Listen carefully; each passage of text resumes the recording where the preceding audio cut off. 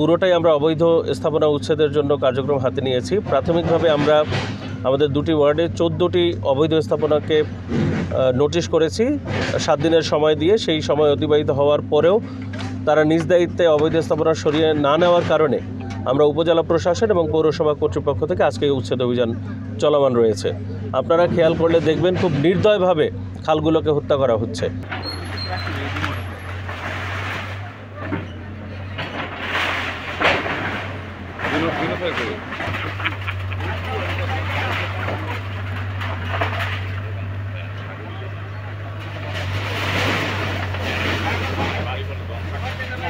এখানে আমরা এতদিন দেখেছি খালের পাড় দখল করা হয়, এখানে সম্পূর্ণ খাল অর্থাৎ খালের এই পাশ থেকে ওই পাশ সম্পূর্ণ স্থাপনা নির্মাণ করে দখল করা হয়েছে এবং খালগুলোকে প্রায় মৃত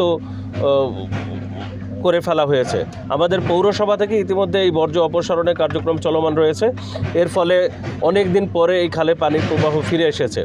আমরা পর্যায়ক্রমে খালের পরবর্তী যে ভারী ময়লা রয়েছে সেই ময়লা অপসারণের পরে খাল খনন, খালের পাড় বাঁধাই এবং দৃষ্টিনন্দন ওয়াকওয়ে স্থাপনের প্রকল্প প্রস্তাব পাঠিয়েছি। আশা করছি অচিরে এই প্রকল্পগুলো বাস্তবায়ন হবে।